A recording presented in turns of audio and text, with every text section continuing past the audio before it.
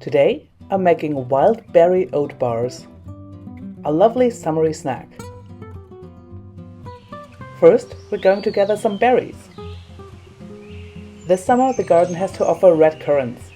The taste of red currants brings up intense childhood memories. They were a common treat on hot days when I was little. Next, we've got the delicious service berry. I love this one because it looks like blueberries, but it tastes like pears. A new discovery for me are Oregon grapes. Quite tart, so perfect if you want to add that note to a berry mix. Also, they give great color. And finally, wild strawberries. When I went back to film, I only found the one, and they do tend to hide, but if you've ever tried them, they are worth the hunt. And here we are. That's a good sized portion of berries. Look at that. It's like the flavor and nourishment are just bouncing off the plate. Cleaning this lot is going to be a bit of a pain, so I'll do that off screen. Pro tip: keep a damp towel handy so you can wipe your fingers if they get sticky. The ingredients for the berry filling are berries, 2 teaspoons of cornstarch, 100 grams of sugar, and the zest and juice of 1 lemon.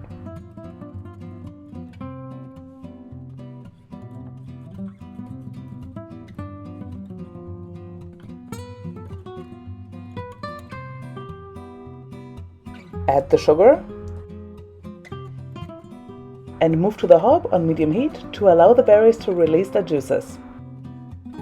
And I just noticed that stain.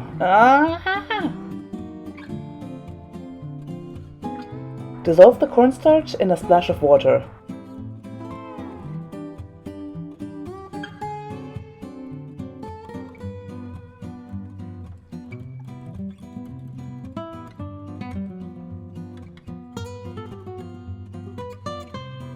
Have a little taste to see if you like the balance of sweet and tart, and add sugar if you need to.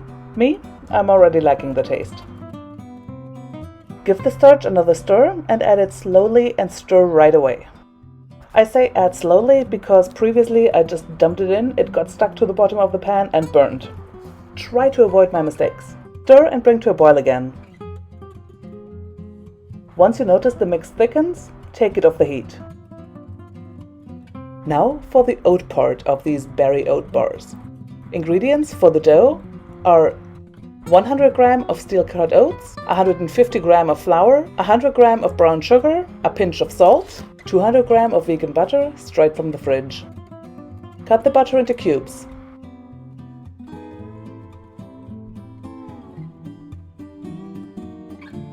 Add all the dry ingredients in a large bowl.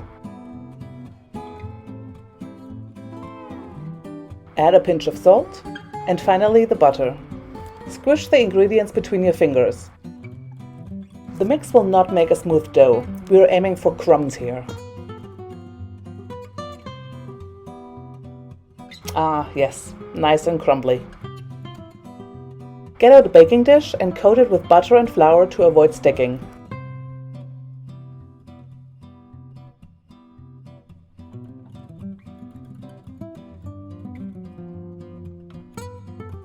Now pour half the dough into the baking tin and push down until you've made a base.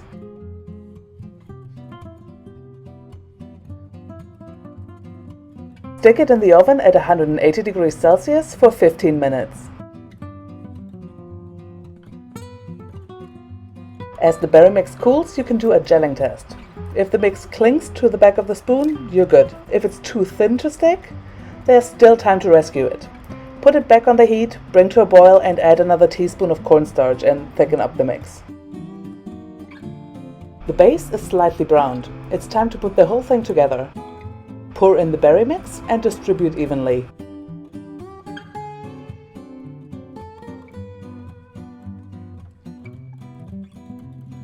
Then add the crumb top.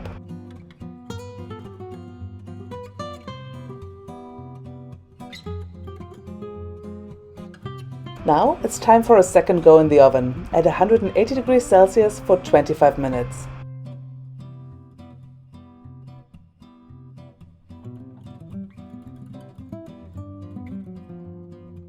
Ah, beautiful. It's alive! Allow to cool on the counter for about half an hour. Then put it in the fridge for at least 2 to 4 hours to set. Or, even better, overnight. Then you can cut it into portions. They'll keep in the fridge for about a week. If you try this recipe, do let me know how it went. Thanks so much for watching. If you liked this video, why not subscribe?